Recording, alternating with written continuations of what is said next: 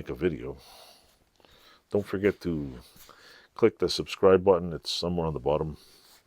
I know most of my viewers are non-subscribers. I do have a few that are subscribers.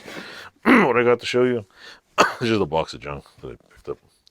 Actually, no, it's not this box. That's for after. It's this one right here. Clothespins. This is part of the video. Picked up clothespins. Hey, these are weird. I've never seen these ones. You ever see these things? This is a short video. If you go to Home Depot right now and buy clothespins, take one of these old, if you ever find an old sucker, bring them with you.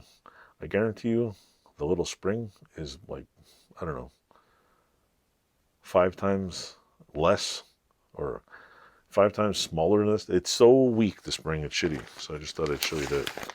And I've never seen this little gadget. I know it just kind of clicks on something, I guess. So anyway, my mother-in-law is always looking at clothespins. So that's my clothespin video. Buy all the old ones. Somebody please make better ones. Toodles. Thanks for watching.